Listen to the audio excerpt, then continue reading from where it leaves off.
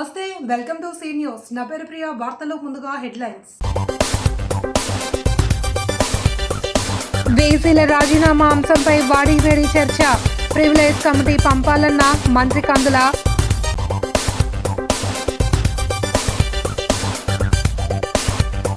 పెట్టుబడిదారులతో మంత్రి కందుల సమావేశం. జర్మనీలో రెండో రోజు కొనసాగుతున్న పర్యటన.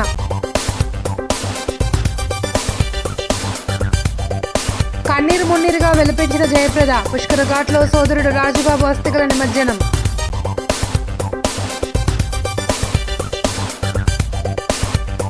చెడు వ్యసనాలతో ప్రాణాలు పోగొట్టుకోవద్దు. పడవ ప్రమాద మృతులకు ఆదిరెడ్డి సంతాపం.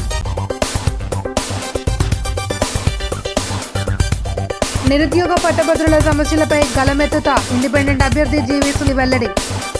రాష్ట్రంలో పలు విశ్వవిద్యాలయాల వీసీల రాజీనామా అంశంపై శాసన మండలిలో వాడివేడి చర్చ జరిగింది. వైఎస్ఆర్సీపీ ఆరోపణలపై నిగ్గు తేల్చేందుకు ప్రివిలేజ్ కమిటీకి పంపాలి అని రాష్ట్ర విద్యాశాఖ మంత్రి నారా లోకేష్ శాసన మండలి చైర్మన్ను కోరారు.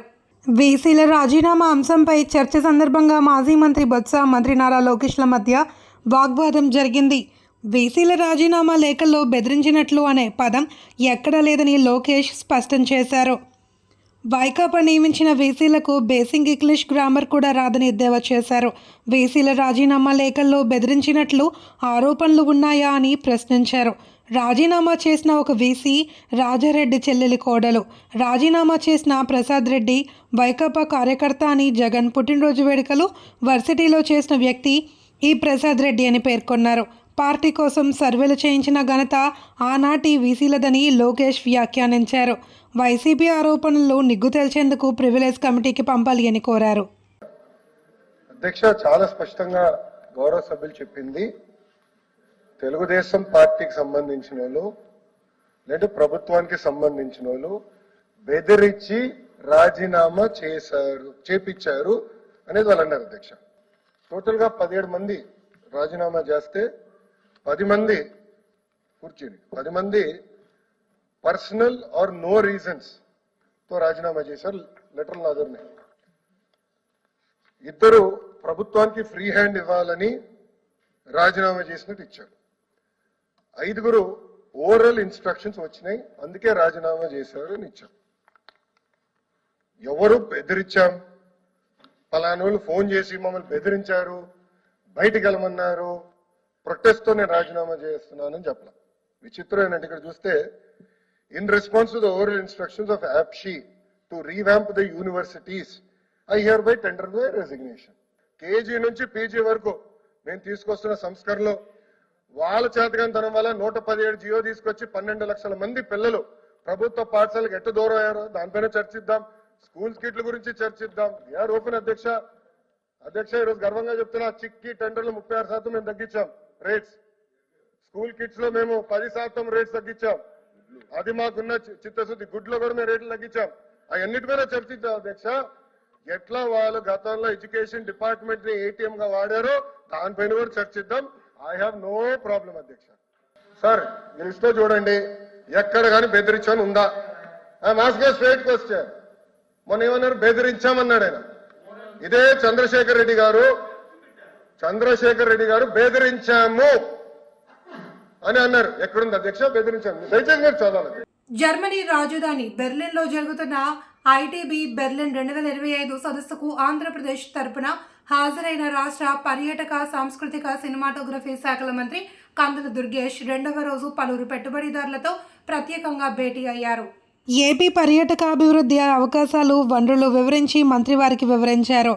ఏపీ పర్యాటక రంగంలో ఉన్న పెట్టుబడి అవకాశాలపై వరల్డ్ మీడియా ప్రతినిధులకు విశదీకరించారు. ITB బెర్లిన్ 2025 సదస్సుకు హాజరు కావడం చాలా సంతోషంగా ఉందన్న మంత్రి, అంతర్జాతీయ పర్యాటక పెట్టుబడులకు గమ్యస్థానంగా ఏపీని తీర్చిదిద్దేందుకు బెర్లిన్ సదస్సు ఉపకరిస్తుంది అని భావిస్తున్నామన్నారు. దక్షిణ భారతదేశ పర్యాటకానికి ఏపీ ముఖద్వారమని, ఏపీలో దాదాపు 1000 కిలోమీటర్ల సుదీర్ఘ విశాల సముద్ర తీరం, అందమైన బీచ్లు, ఎత్తైన హిల్ ప్రదేశాలు, ప్రకృతి రమణీయ ప్రాంతాలు, ప్రసిద్ధ పుణ్యక్షేత్రాలు ఉన్నాయన్నారు. సాహస పర్యాటకం, చారిత్రక వారసత్వ సంపద, సుందరమైన తీర ప్రాంత సమ్మేళనంతో కూడిన ఏపీని యూరోపియన్ ప్రపంచ పర్యాటకులు చూడాల్సి ఉందన్నారు. ప్రపంచ ప్రఖ్యాత తిరుమల వెంకటేశ్వర స్వామి దేవస్థానం అత్యధిక పర్యాటకులు సందర్శించే పుణ్యక్షేత్రంగా పేరుగాంచిందన్నారు.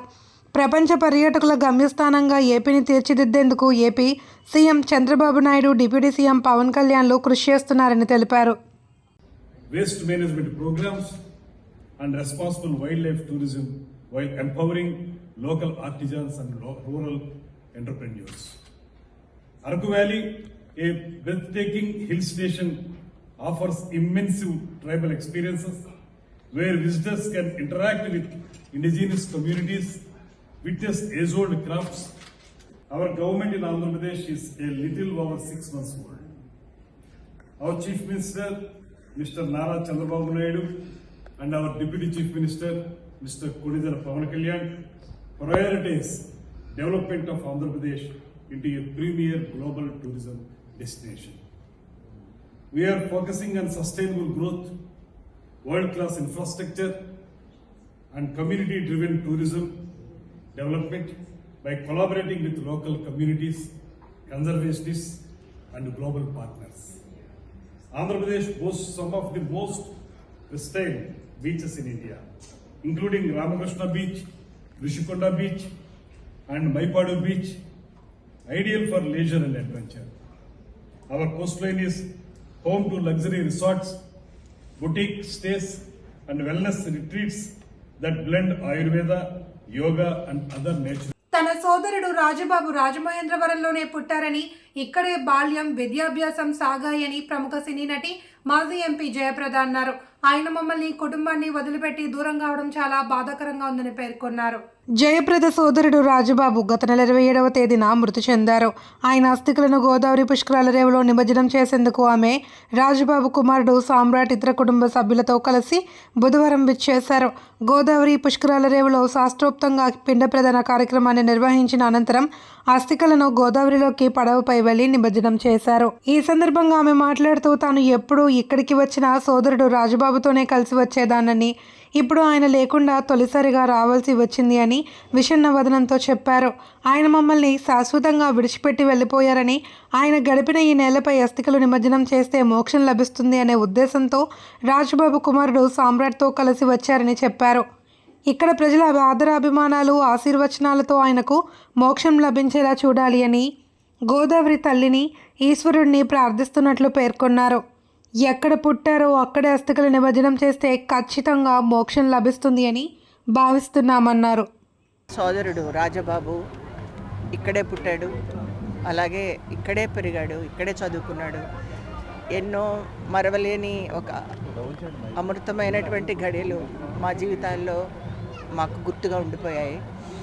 నేను ఎప్పుడొచ్చినా కూడా రాజమండ్రికి నా సోదరుడు రాజబాబుతోటే కలిసి వచ్చేదాన్ని.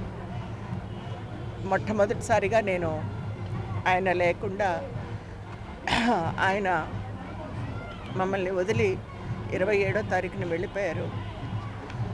ఆయన మా జీవితాల్లో నుంచి దూరంగా వెళ్ళిపోవడం మాకు చాలా దుఃఖంగా ఉంది.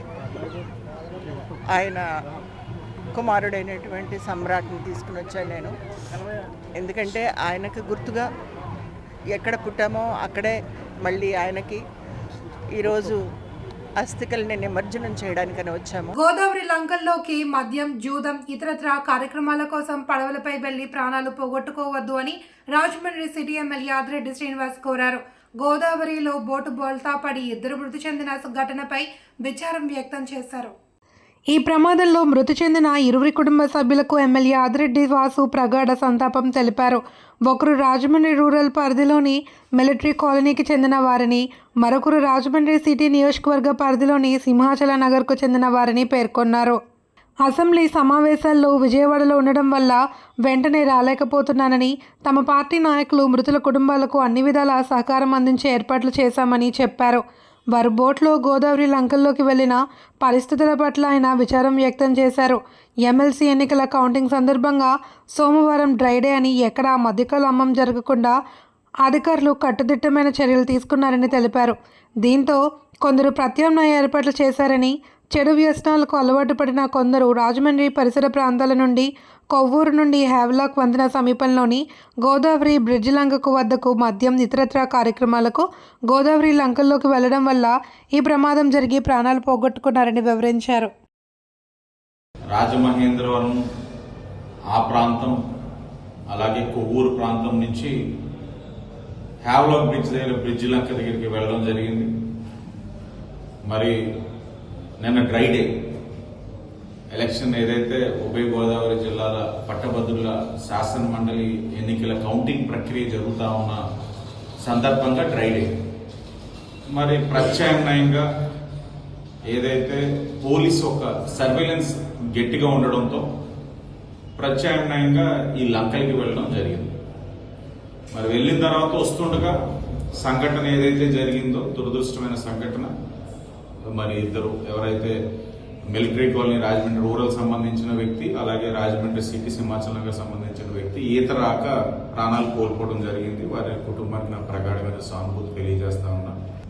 మనిషి తలుచుకుంటే ఏదైనా సాధించవచ్చు. ఈ రోజున మీ యొక్క వ్యసనం ప్రాణం వరకు వచ్చింది. ఈ రోజు ప్రాణం కోల్పోయిన వాళ్ళ కుటుంబ సభ్యులు ఏ విధంగా బాధపడుతున్నారన్నది గమనించాలి. వాళ్ళు ఈ రోజున రోడ్డు మీద అర్ధాంతరంగా పడిపోయిన పరిస్థితులు వచ్చి ఉంటాయి.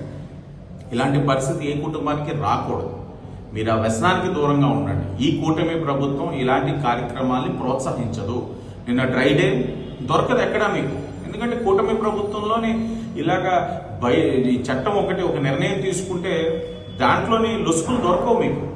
కాబట్టి మేము చెప్తున్న దానికి గౌరవించి మీరు కూడా సహకరించాలని ప్రజలకు విజ్ఞప్తి చేస్తూ, అలాగే చట్టం దాని పని అది చేసుకుపోయింది. పోలీసు వారు చాలా సమర్థవంతంగా కారణమైన వాళ్ళందరినీ కూడా మల్లాయపాటకు సంబంధించిన ముగ్గురని కూడా చెప్తా ఉన్నారు. వాళ్ళపైన కూడా చర్యలు తీసుకోవడం జరిగింది. కేసులు కూడా కట్టడం జరిగింది. ఉభయ గోదావరి జిల్లాల పట్టభద్రుల శాసన మండలి ఎన్నికల్లో నామినేషన్ల నుండి కౌంటింగ్ వరకు అన్నింట్లోనూ కూటమి ప్రభుత్వం అధికార దుర్వినియోగానికి పాల్పడింది అని, దానిపై కోర్టును ఆశ్రయించడానికి సిద్ధంగా ఉన్నానని స్వతంత్ర అభ్యర్థి జీవి సుందర్ స్పష్టం చేశారు. స్థానిక రాజీవ్ గాంధీ విద్యా సంస్థల కాన్ఫరెన్స్ హాల్లో బుధవారం ఆయన మీడియాతో మాట్లాడుతూ ఎమ్మెల్సీ ఎన్నికల్లో ఫలితాన్ని ప్రజలు ఇచ్చినట్టుగా తాను భావించడం లేదని, అంతా కూటమి ప్రభుత్వ అధికార దుర్వినియోగంతోనే సాగినట్టుగా ఉందని వ్యాఖ్యానించారు. నిజాన్ని నమ్మవచ్చని, అబద్ధం చెప్పినప్పుడు నమ్మడం కష్టంగా ఉంటుందన్నారు. ఇప్పటి వరకు చాలా ఎన్నికలు కూడా ఎన్నికల కమిషన్ నిబంధనలు పట్టించుకోకుండా నామినేషన్ల నుండి కౌంటింగ్ వరకు ఎవరికి నచ్చినట్టుగా వారు చేశారని ఆగ్రహం వ్యక్తం చేశారు. త్వరలోనే ప్రైవేట్ టీచర్స్ ఫెడరేషన్ స్థాపిస్తానని, దాని ద్వారా నిరుద్యోగులు, పట్టభద్రులు, కాంట్రాక్టుల ఉద్యోగులకు అండగా ఉంటారని వారు గొంతుకునే పనిచేస్తానన్నారు. వారి సమస్యల పరిష్కారంపై రాజ్యాంగం ప్రకారం పోరాటం సాగుతుందన్నారు. గ్రూప్ 2 నోటిఫికేషన్పై ఏపీపీఎస్సీ చైర్మన్తో పాటు విద్యాశాఖ మంత్రి నారా లోకేష్ను కలుస్తానని తెలిపారు. ఏపీపీఎస్సీ డిజైన్లో ఫెయిల్ అవుతుంది అని, పట్టభద్రుల పట్ల బాధ్యతతో వ్యవహరించాలి అని సూచించారు. పట్టభద్రుల ఎన్నికల్లో 25 కోట్లు ఖర్చు పెట్టారని, అంటే డబ్బే గెలిచినట్లుగా తాను భావిస్తున్నానని తెలిపారు. చాలా క్లియర్గా, అంటే ఇప్పుడు నేను 2004లో ఎలక్షన్ చూశాను, 2009లో ఎలక్షన్ చూశాను, 2011లో, 13లో, 14లో అంటే గ్రాడ్యుయేట్ కౌన్సిల్, పార్లమెంట్ ఎలక్షన్స్ చూస్తూ వచ్చాను. ఈ ఎలక్షన్ కౌంటింగ్ ప్రొసీజర్లో చూసినప్పుడు ప్రతి రౌండ్లోని ఒక క్యాండిడేట్కి ఎక్కువ వస్తుంది, ఒక క్యాండిడేట్కి తక్కువ వస్తుంది. కానీ నిన్న కౌంటింగ్ ప్రొసీజర్లో కనుక చూస్తే ప్రతి రౌండ్లో కూడా ఏదో పర్ఫెక్ట్గా ఫిక్స్ చేసినట్టుగా, అనుకున్నట్టుగా 8 రౌండ్లు తీసాం. 8 రౌండ్లో చూస్తే కనుక ఆయనకి పర్ఫెక్ట్గా 16,000 ±100 వస్తే, రాఘవుల్ గారికి 5,000 ±100 వస్తే, నాకు 2,200 ±100. ఏదో ఎవరో సెట్ చేసినట్టుగా, ముందుగా పర్ఫెక్ట్గా కలిపినట్టుగా, మ్యాజిక్ చేసినట్టుగా వచ్చింది. నేను పర్సనల్గా చాలామంది ఓటర్స్ని మెసేజ్ పెట్టాను. నేను IVR పెట్టుకున్నాను. నాకు రిప్లై ఇచ్చిన వాళ్ళు 45,000 మంది నాకు రిప్లై ఇచ్చారు, మీకు ప్రథమ ఓటు వేసామని. ఆ ఓటు ఎక్కడ పోయింది? ఈ ఎలక్షన్ ప్రొసీజర్లో రైట్ ఫ్రమ్ నామినేషన్ దగ్గర నుంచి, లేదంటే డబ్బులు పంచడం దగ్గర నుంచి, లేదంటే ఓట్లని ప్రలోభ పెట్టడం దగ్గర నుంచి, ప్రతి విషయంలోని కూటమి పార్టీ అధికార దుర్వినియోగం చేసింది. నగరాన్ని అన్ని విధాలుగా తీర్చిదిద్దిన ఘనత మాజీ ఎంపీ మార్గని భరత్రామ్కే దక్కుతుంది అని కూటమి అధికారంలోకి వచ్చిన 9 నెలల్లో సిటీలో ఎమ్మెల్యే ఆదిరెడ్డి వాసు ఏం అభివృద్ధి చేశారో చెప్పగలరా అని వైసీపీ సీనియర్ నాయకుడు బిల్డర్ చిన్న డిమాండ్ చేశారు. మార్గని భరత్పై విమర్శలు చేసిన టీడీపీ నాయకుడు బుడ్డిగ రాధాపై ఆయన తీవ్రంగా మండిపడ్డారు. స్థానిక ప్రెస్ క్లబ్లో బుధవారం జరిగిన మీడియా సమావేశంలో ఆయన మాట్లాడుతూ మార్గని భరత్ను పారాచూట్ ఎంపీ అని విమర్శిస్తున్నారని, మరి ఎమ్మెల్యే ఆదిరెడ్డి వాసుని ఏమనాలని, సుడిగాలి ఎమ్మెల్యే తాడు బొంగరం ఎమ్మెల్యే లేని ఎమ్మెల్యేగా సంబోధించాలని ప్రశ్నించారు. సూపర్ 6 పేరుతో చంద్రబాబు నాయుడు, పవన్ కళ్యాణ్, బీజేపీ కలిసి మాయమాటలు, అబద్ధాలు ప్రచారం చేసి వైసీపీ అధినేత జగన్మోహన్ రెడ్డిపై పోటీకి వచ్చారని ఎద్దేవా చేశారు. భరత్రామ్ ప్రజల గుండెల్లో ఉన్నారన్నారు. సోడదాసి సుందర్ సింగ్ మాట్లాడుతూ కాశీ నవీన్ అన్ని అబద్ధాలు ప్రచారం చేస్తున్నారని, పేపర్ మిల్ పరంపర స్కీమ్లో అవినీతి జరిగినప్పుడు చిట్టూరి ప్రవీణ్ చౌదరి ఏ పార్టీలో ఉన్నారో తెలియదా అని ప్రశ్నించారు. పేపర్ మిల్లులో కార్మికుల ఉద్యోగులకు భద్రత కల్పించాలి అని, వారి జీవితాన్ని నాశనం చేయవద్దని కోరారు. సమావేశంలో వైసీపీ నాయకులు కొమ్మోజు దుర్గారావు తదితరులు పాల్గొన్నారు. మరి మన పుట్టి రాధా గారు మరి అంటారు, మనకు ఆయనకి అంత బాధ వేయడం మరి నాకు అర్థం కావట్లేదు. మాజీ ఎంపీ గారిని అన్నందుకు మరి పుట్టికి రాధా గారిని ఒకటి అడుగుతున్నాం, మరి మీ ఎమ్మెల్యేని ఏమన్నారు? మీ ఎమ్మెల్యేని ఏమన్నారు మీరే చెప్పండి ఒకసారి. మీరు మా ఎంపీని అడుగుతున్నారు కదా, మా ఎక్స్ ఎంపీ గారిని అంటారు కదా మీరు, మరి మీ ఎమ్మెల్యేని ఏమన్నారు? తాడు బొంగరు లేని ఎమ్మెల్యే అన్నారా? మీరు మా ఎంపీ గారిని అంటున్నారు, ఏం చూసుకుని అంటున్నారు మా ఎంపీ గారిని? మా ఎంపీ గారు కాలి కోరిక కూడా పనిచేయవు. నువ్వు ఇప్పుడు చెప్తున్నావు, మా ఎంపీ గారి కాలికున్న కోరిక కూడా పనిచేయవు. ఆయన గోల్డెన్ స్కూల్లో పుట్టాడు, నెంబర్ 1 మార్గార్ భరత్రామ్ అంటే. మీరు తెలుసుకొని మాట్లాడండి ఏదైనా సరే. అది మరి అదే పారాషూట్ మీద మా ఎంపీ గారు మరి ఢిల్లీ వెళ్ళి రాజమహేంద్రవరాన్ని ఒక సుందర భవనంగా తయారు చేసి తెచ్చుకొచ్చాడు. మరి ఈ రోడ్డు పార్కులు కానీ, రోడ్లు కానీ, డైవర్స్ మొత్తం ఇవన్నీ చూస్తున్నారు మొత్తం అంతా కూడా. మరి అదే పారాషూట్ మీద వెళ్ళి మరి డబ్బులు తీసుకొచ్చి రాజమహేంద్రవరానికి పెట్టి ఈ రోజంతా కూడా చక్కగా ఒక బెంగళూరు సిటీకి తీర్చిచ్చాడు మార్గం పడుతున్నాం. ఏంటి మీరు మాట్లాడేది పుట్టికి రాధా గారు? ఏంటి మీరు చెప్పేది అసలు? సూపర్ బజార్ గురించి మాట్లాడుతున్నారు, గౌతమ్ సూపర్ బజార్ గురించి. గతంలో ఛాలెంజ్ కాసాం మేము, ఇప్పుడు కూడా పాల్గొని ఛాలెంజ్ కాస్తున్నాం మేము. నీకేదో ఓపుకుందా నువ్వు నిరూపించు. మా ఎంపీ 5 కోట్లు తీసుకున్నట్టు నువ్వు నిరూపిస్తే దేనికైనా రెడీ మేమంతా కార్యకర్తలు. అక్కడ 300-250 గజాల సైట్ అది. ఆ సైట్ వచ్చి గట్టిగా వ్యాలీ చేస్తే 2 కోట్లు కూడా వ్యాలీ చేయలేదు, 5 కోట్లు ఇచ్చారు అవతల వాళ్ళు. అంటే మీకు ముడుపులు ఎంతంటే మీకు ఇప్పుడు మరి మీరు ఇప్పుడు చేస్తున్నారు కదా అక్కడంతా కూడా, అదంతా శుభ్రం చేసి అన్ని రేట్లో పెట్టి మరి మీరు చేస్తున్నారు కదా. అంటే మీరు ముడుపులు తీసుకొని మా ఎంపీ గారి మీద బుర్ర చదువుతున్నారు మీరు. అవసరం ఏంటంటే మన ప్రెస్ మీట్ పెట్టినటువంటి కాశీ నవీన్ కుమార్ గారు కొన్ని అబద్ధపు ప్రకటనలు చేశారు. దాని గురించి నేను వివరంగా చెప్పదలుచుకున్నాను. ముఖ్యంగా ఏంటంటే పేపర్ మిల్లో ఏదైతే పరంపర స్కీమ్కి సంబంధించి ఉద్యోగాలు జాయిన్ అయ్యారో దానికి సంబంధించి అవినీతి జరిగింది, మాజీ ఎంపీ భరత్రామ్ గారు అవినీతి చేశారు అని చెప్పేసి భరత్రామ్ గారి మీద వద్ద చెల్లే ప్రయత్నం చేశారు. కరోనా టైంలో 2 సంవత్సరాల కరోనా టైంలో ఇదే జగన్మోహన్ రెడ్డి గారు ప్రాణాలకు తెగించి ఆంధ్రప్రదేశ్లో ఉన్నటువంటి ప్రజలకి అందరికీ ధైర్యం చెప్తూ వైద్య సభ్యుల సదుపాయంలో మన ఇండియాలోనే ప్రధానమైనటువంటి ముఖ్యమంత్రిగా పేరు సంపాదించారు, ఎంతోమంది ప్రాణాలు రక్షించారు. మీ చంద్రబాబు నాయుడు ఏం చేశాడండి? హైదరాబాద్లో 4 గోడల మధ్యలో హైదరాబాద్లో దాక్కున్నాడు.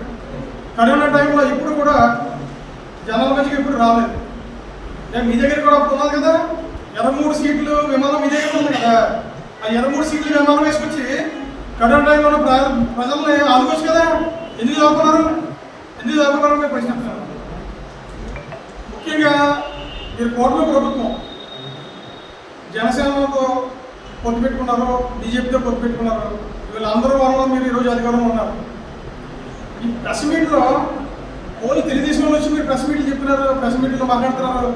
సమాజంలో చైతన్యం తీసుకువచ్చి మహిళ కోసం అమలు చేస్తున్న వివిధ చట్టాలపై అవగాహన కల్పించేందుకు కొవ్వొత్తుల ర్యాలీ నిర్వహించడం జరిగింది అని జిల్లా న్యాయ సేవాధికారి సంస్థ కార్యదర్శి ఎస్ శ్రీలక్ష్మి పేర్కొన్నారు. మంగళవారం సాయంత్రం స్థానిక సరస్వతి ఘాట్ నుండి కోటిపల్లి బస్టాండ్ వరకు నిర్వహించిన ర్యాలీకి ముఖ్య అతిథిగా హాజరయ్యారు. ఈ సందర్భంగా శ్రీలక్ష్మి మాట్లాడుతూ మహిళల రక్షణ కోసం ఎన్నో కార్యక్రమాలు చేపట్టడం జరుగుతుందని, వాటిని ఆకలింపు చేసుకుని రక్షణ పొందాలి అని కోరారు.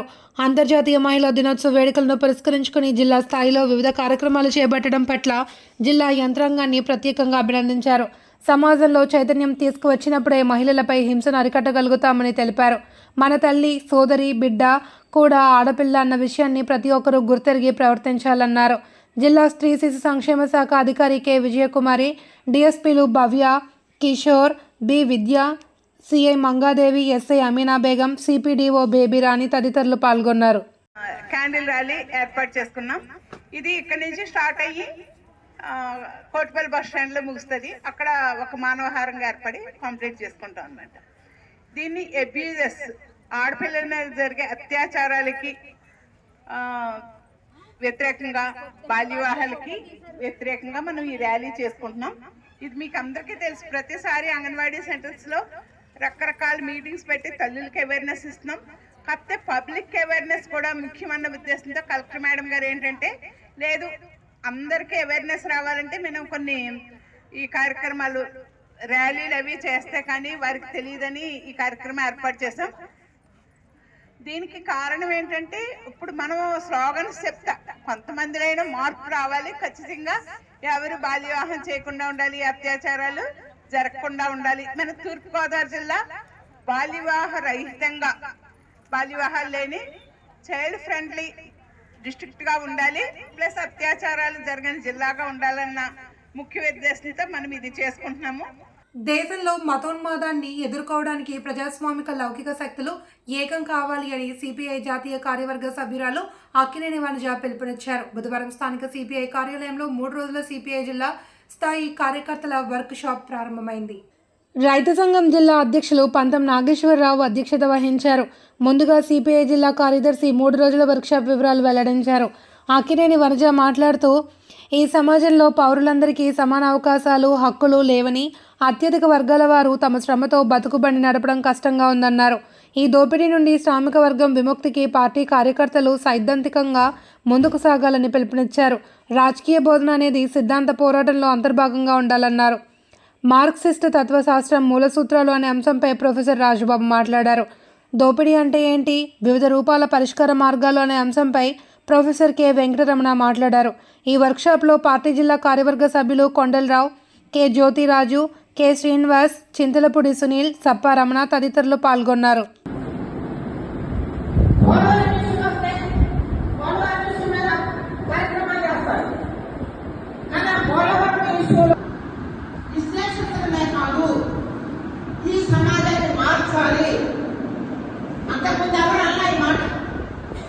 ఉన్నటువంటి సమస్య ఏంటి, దాని గవర్నమెంట్ ఏ రకంగా దాన్ని అవరోధాలు కనిపిస్తా ఉంది, దాన్ని మనం ఏమడుగుతున్నాము అని లోతుగా వెళ్ళి దాన్ని ఈ సమాజాన్ని మార్చాలి, ఆ మార్పుకి అనుగుణంగా మనకు ఒక సిద్ధాంతం కావాలి, మనకు ఒక ప్రణాళిక కావాలి అని చెప్పి స్టడీ చేసేటువంటి దాని గురించి తెలుసుకునేటువంటి పరిస్థితిని మన కామ్రేడ్స్, మన కార్యకర్తలు ఉంటారు. అందుకనే భారతదేశంలో తెలుగుదేశం పార్టీ వ్యవస్థాపకులు ఎన్టీ రామారావు ప్రత్యేకంగా ప్రముఖ స్వాతంత్ర సమరయోధులు బులుసు సాంబమూర్తిని ఇదే సీతంపేటలో కీర్తించి స్మరిస్తూ 1982లో ప్రముఖ పార్టీ ప్రచారం చేశారని నగర ప్రముఖులు అజ్జరపు హరిబాబు అన్నారు. ఉమ్మడి మద్రాస్ శాసనసభకు స్పీకర్గా వ్యవహరించిన ప్రముఖ స్వాతంత్ర సమరయోధులు మహర్షి బొలుసు సాంబమూర్తి 139వ జయంతి కార్యక్రమం ఆంధ్రకేసరి యోజన సమితి ఆధ్వర్యంలో సీతంపేటలో మాతృరూపిణి మందిరంలో జరిగింది. ఈ సందర్భంగా హరిబాబు మాట్లాడుతూ, రాజమండ్రికి చేరువనున్న దుల్లా గ్రామంలో ఆయన జన్మించారన్నారు. ఆంధ్ర రాష్ట్ర అవతరణలో కీలక పాత్ర వహించిన బొలుసు తన ఇంటిని స్మారక ప్రదేశంగా మద్రాసులో వదిలేశారని చెప్పారు. సమితి కన్వీనర్ మాదిరాజు శ్రీనివాస్ మాట్లాడుతూ, చివరి దశలో బిచ్చమెత్తుకుని బొలుసు జీవించడం బాధాకరమన్నారు. సమితి సభ్యులు దేశిరెడ్డి బలరామనాయుడు, గుడిపాటి సునీల్ గౌతమ్, బ్రాహ్మణ యోజన నాయకుడు ప్రణవ్, కె రామకృష్ణ తదితరులు పాల్గొన్నారు. జయంతి కార్యక్రమం మార్చి 4వ తారీఖు 1886లో ఆయన పుట్టారు. మన విశేషం ఏమిటంటే పాత మద్రాస్ గవర్నమెంట్లో శాసనసభకి వీరు స్పీకర్గా చేయడం జరిగింది. అద్భుతమైన మహా వ్యక్తి అయిన న్యాయవాద శాస్త్రాన్ని చదివి కాకినాడలో న్యాయవాద దాన్ని ప్రారంభించారు. ఎంత సంపాదించాడంటే అంత సంపాదించాడు. గాంధీ గారి పిలుపు మేరకు ఆయన తన యావత్తు సంపాదన అంతా కూడా స్వతంత్ర సమరోద్యమానికి ఖర్చు పెట్టి ఆయన సొంత ఇల్లు కూడా మద్రాసులో మనకి భాషా సంయుక్త రాష్ట్రం కావాలి అని బలంగా నమ్మిన వాళ్ళు ఆయన ఒకరు.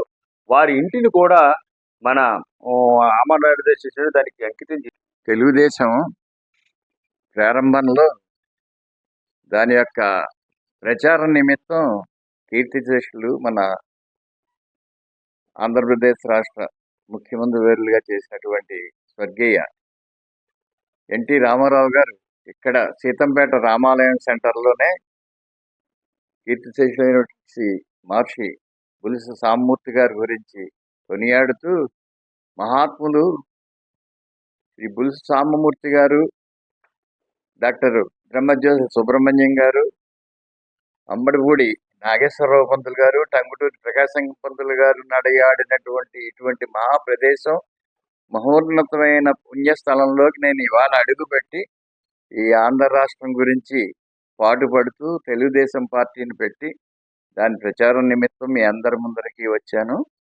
అని చెప్పి మద్దతు కోరుతూ ఆయన మన రామాలయం సెంటర్లో మాట్లాడడం జరిగింది. వార్తలు ముగించే ముందు హెడ్లైన్స్ మరొకసారి.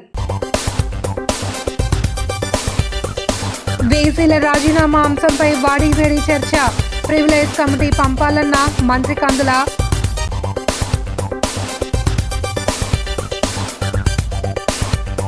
పెట్టుబడిదారులతో మంత్రి కందుల సమావేశం, జర్మనీలో 2వ రోజు కొనసాగుతున్న పర్యటన.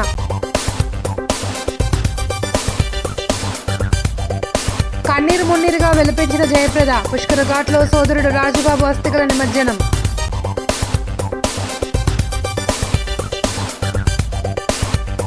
చెడు వ్యసనాలతో ప్రాణాలు పోగొట్టుకోవద్దు, పడవ ప్రమాద మృతులకు ఆదిరెడ్డి సంతాపం. నిరుద్యోగ పట్టభద్రుల సమస్యలపై గలమెత్తుతా, ఇండిపెండెంట్ అభ్యర్థి జీవీసుని వెల్లడి. ఈ వార్త ఇంతటితో సమాప్తం. తిరిగి ప్రసారమయ్యే సీ న్యూస్ లో మళ్ళీ కలుసుకుందాం. అంతవరకు సెలవు. నమస్కారం.